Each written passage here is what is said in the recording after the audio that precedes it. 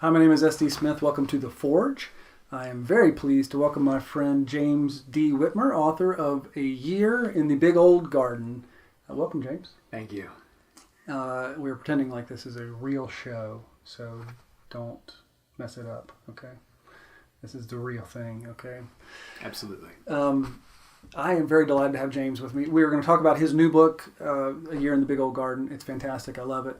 But first, Thanks. I've known you for a long time, and we've been friends for a long time. You've helped me, before you were an author, sharing your own work in that way, we were helping with other people's work, and including mine. So the Green Ember series, before the Green Ember series was out there, you and I talked about it. You saw early drafts. Notably, you remember you recommending that Lord Rake not be a dog, but he be a rabbit. Right. And now it's hard to imagine, but that really happened. So James's fingerprints have been all over the Green Ember series from the very, very beginning, every book, and I'm so grateful for that. That experience was awesome for me. What's it like for you? You're also the managing editor of StoryWarren.com, which we work on together. What's it like for you as an editor? A lot of fun. Yeah. The best part, I think, of being an editor is that you already have something good there.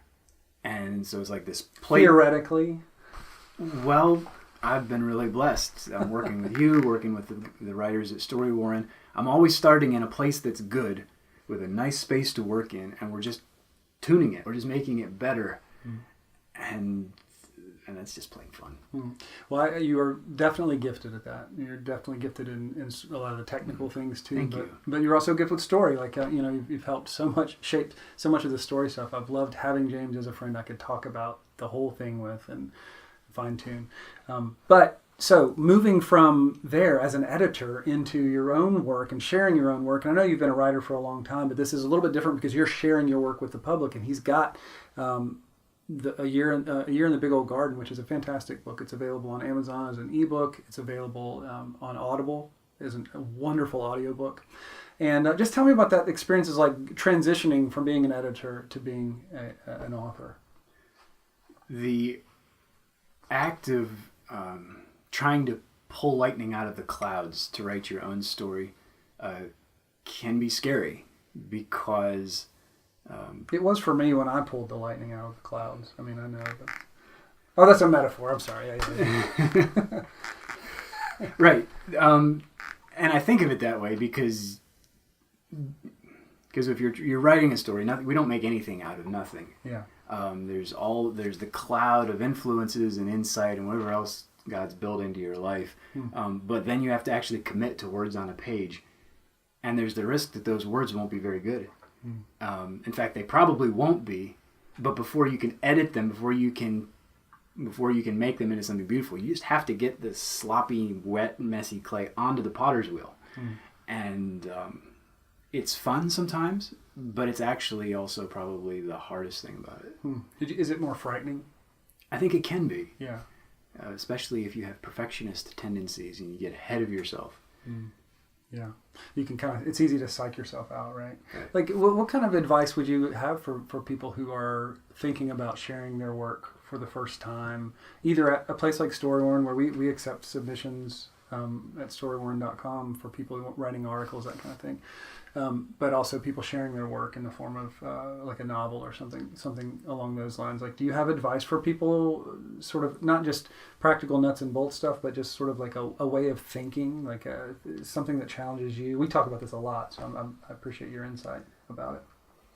I love the idea. In fact, I think it's a truth that art is a form of service or a form of love, an act of love. So if you're writing something just to express yourself, that's great. But maybe if you set that aside when you go to write for someone else, if that makes sense. A Year in the Big Old Garden was not written for me, in the sense that it happened because my kids asked me to tell them a story, and so. When I started working on it, I wasn't thinking, what kind of story do I want to read today? I was thinking, where can I take this idea about a squirrel and something that will appeal to my daughter and put them together in a short space. Mm-hmm. And so it was a hospitable act for you. It wasn't just. I mean, and you're not saying that you don't enjoy it, because it is an enjoyable story. I certainly enjoy it. Absolutely. Yeah, it was fun to make it. I enjoy reading them. Yeah, but and it was easy for you, and you and I have a lot in common besides just wearing glasses and wearing these kinds of hats. But that we do, our storytelling has evolved pretty naturally from our home life and for love of our own kids. But there was another element in the beginnings of A Year in the Big Old Garden, which actually had a connection to Storyborn, right?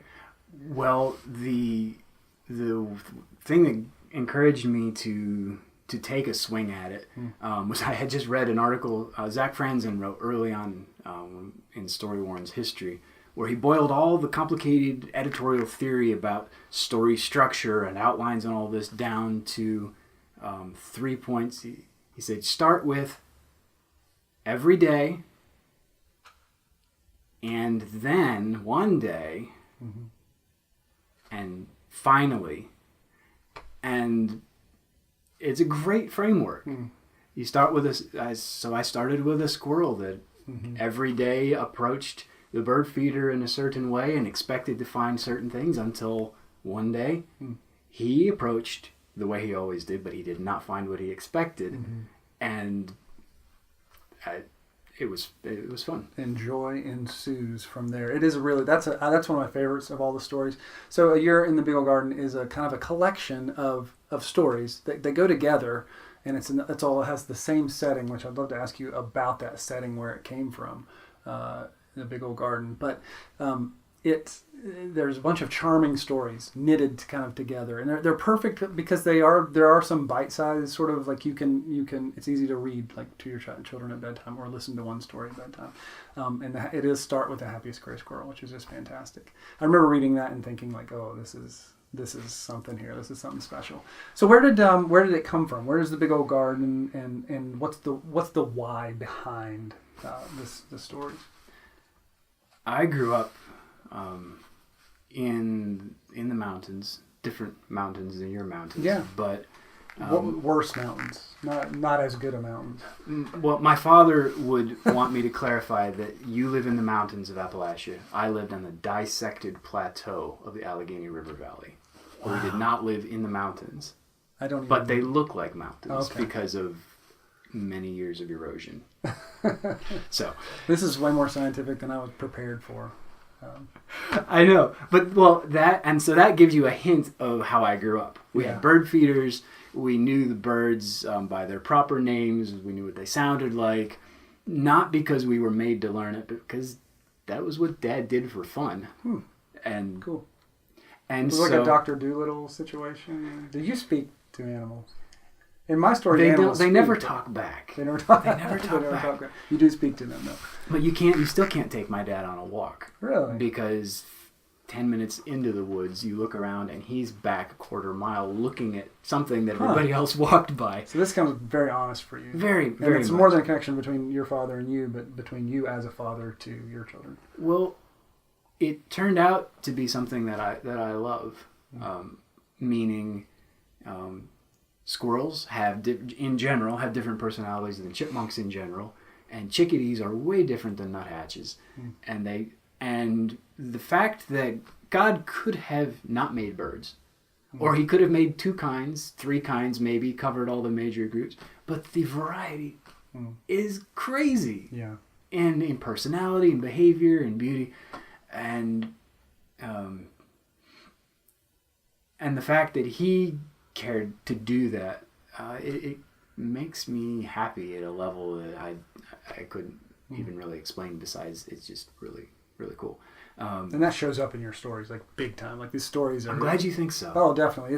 Whereas my stories are much more about personalities, and the rabbits are there, but it's not a deep dive into rabbits. Like your characters feel very close to what they are. They carry a lot of the personality and the quirks I find of each different kind of bird in the story, the different kind of sort of the rabbits and squirrels, that kind of chipmunks, that kind of thing. That feels true, right? That is very, very true. I knew that I didn't want to write an animals in clothing story because that's already been done really, really well. Thank you. Yeah, and the swords thing, there was no way, the world didn't need me to do that. But I thought back to I grew up reading Thornton Burgess, and Sterling North, other people who watched the animals right where they lived and looked at the plants right where they lived and saw the creativity there, and then kind of opened a window. And so, my wife includes them in our nature studies with homeschool, these big old garden stories, along with Burgess, because it's just a natural way to appreciate what God made. And your wife is kind of a brilliant garden planner, just knows everything about plants, and you guys are a family. Sure seems that way. Yeah. So you brought a lot of those talents, even about the year. It's a year in the big old garden, so it's accurate about when these particular plants will be blooming and that kind of thing. So the people even people are homeschooling, which not everybody does that, but even outside of school or whatever, people are interested in nature study. This book actually would be a pretty cool narrative companion for that kind of a thing, in my opinion. I'm glad you think so. Yeah, and you can, but it's not just it's not just science. It's fun, and it is narrative, and it's story, and it's conflict and that kind of thing. It's definitely got kind of all of those things together. So it's a really wonderful book. It's a really wonderful series. Thank you for writing it. I'm excited. I hope you guys will take the opportunity to go check it out at Audible, and you can go to James's website as well, which is jamesdwhitmer.com. Correct. jamesdwhitmer.com. So please check out A Year in the Big Old Garden. Thank you so much for coming into the Forge and for all your help over the years. All right, brother. Thanks.